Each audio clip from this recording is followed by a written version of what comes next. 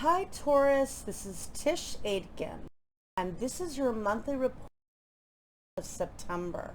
The month of August had a lot of twists and turns because there was very strong Uranian energy and very unpredictable energy.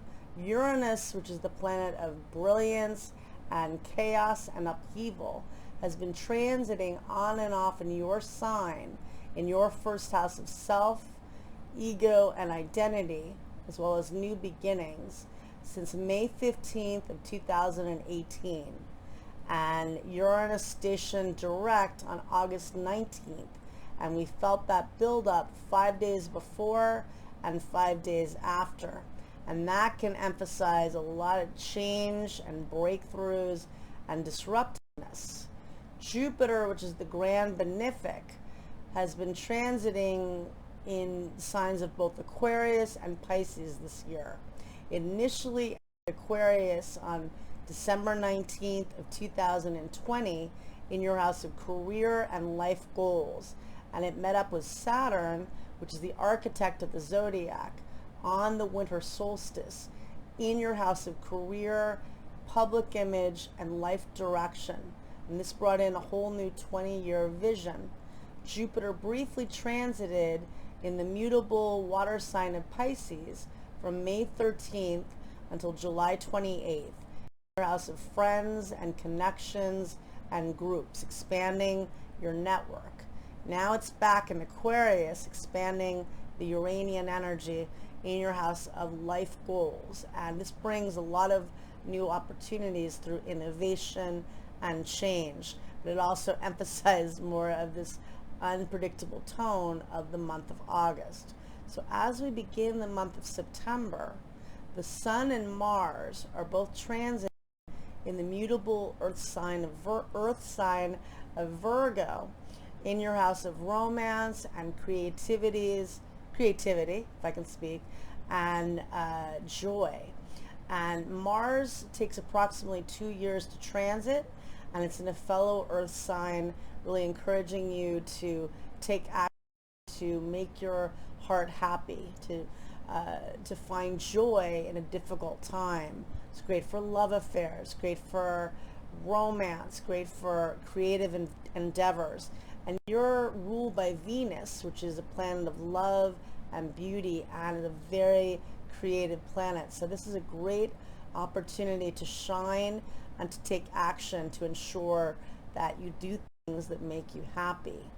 Mercury, which is the planet of communication, as well as Venus, which is the ruler of your sign, but also rules the cardinal air sign of Libra. Both planets are transiting currently in the sign of Libra in the month of September. Mercury will retrograde at the end of September on the 26th or the 27th, depending on where you live. And that will occur in your work and habits and routine. Mercury is setting off where Venus retrograded. Well, Venus retrograded initially on October 5th, 2018 at 10 degrees of the fixed water sign of Scorpio in your house of relationships. And then it re-entered Libra and has this pattern every 8 years. And it's stationed direct at 25 degrees of Libra on November 17th of 2018. Now Mercury, station retrograde, is setting off where Venus was a few years ago and enabling you to reconsider what makes you happy through your routine, through your habits, through your work, and also taking care of yourself. Venus transiting there is giving you an opportunity to also take care of yourself in terms of maybe you're fixing up your appearance, maybe you're fixing up your work area so that you can be more organized and streamlined. So this is a good opportunity to revisit those themes. And at the beginning of September, on September 2nd, Mars opposes Neptune at 1:43 p.m. Eastern Daylight Time. And for you, that could bring with friendships potentially, Maybe there's a little bit of deception or miscommunication or misunderstandings, and people can feel a little tired with that energy. On the 4th of September, Mercury forms a beautiful trine to Saturn, and this occurs at 9:30 p.m. Eastern Daylight Time. For you, this is excellent for your career and for getting things done with your work. On September 5th, Venus squares Pluto, and this occurs at 11:07 p.m. Eastern Daylight Time. This could bring friction at the workplace. Venus rules your heart, and Pluto rules your house. That could bring breakups or power struggles and eliminating what's not serving you with that energy. And then on September 6th, there's some really nice aspects. We're going to have a new moon that day. So at 8:20 a.m. Eastern Daylight Time, Mars in Virgo forms a beautiful trine to Pluto in Capricorn. And this is enabling energy. It's very transformative. And those are both the rulers of your house of relationships. So up-leveling that area of your life as well, whether it's professionally or romantically. Venus trines Jupiter at 9:05 a.m. Eastern Daylight Time, and that is beautiful energy around creativity, getting things done in your work life, great for your career, really nice energy. It could be romance potentially through work connections, but more likely it's work. It's just a really lovely energy. And then the new moon itself occurs at 8:52 p.m. Eastern Daylight Time at 14 degrees and 28 minutes of the mutable Earth sign of Virgo. And this new moon occurs in your house of romance and love affairs. So really use that day and that energy to do the law of abundance, to set intentions, and to write down what you want to manifest and initiate, what makes your heart happy, because that's the area it's falling for you. And then after that new moon, the sun trines Uranus, and that occurs at 9:21 p.m. Eastern Daylight Time, and that's a really, or 9:29 p.m., and that's a really innovative, exciting energy, so really nice. And Uranus is transiting in your sign, so you'll really, I think, enjoy that one.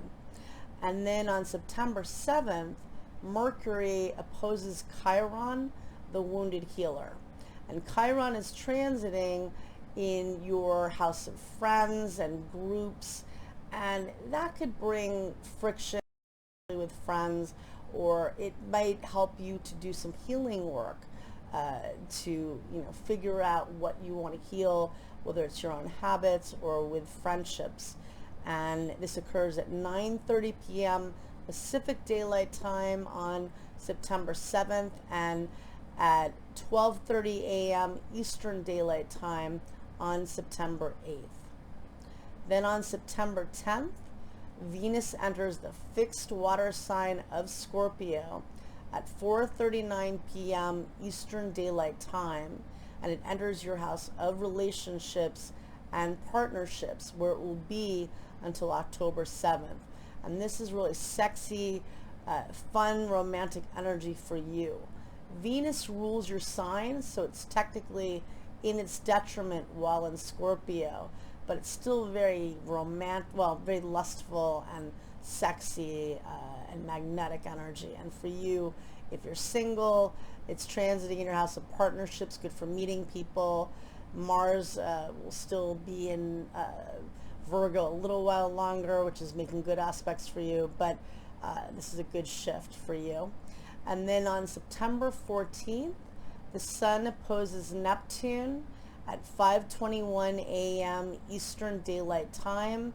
That can bring a haze to things. It can bring a little bit of confusion with friendships, or just feeling tired and drained. And then that day, Mars enters Libra at let's see here, It enters Libra, I know that. And it'll be there until October 30th. And it's transiting in your house of routine and health and wellness. More focus on really getting your habits together and really getting work in order. And then on September 16th, the Sun trines Pluto. And this is a very manifesting and transformative energy and very helpful. And on that date, Venus squares Saturn. A reality check, and it can be difficult, but it also is good for you to figure out what's working in your relationships and professionally. There may be roadblocks, but it may be also a turning point where you figure out what you need to do to make something work, and that's the positive of that.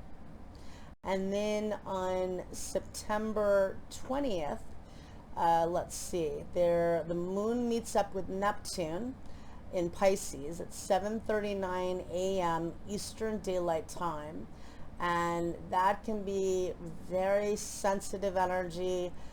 It's very intuitive. We are building up to a full moon that day.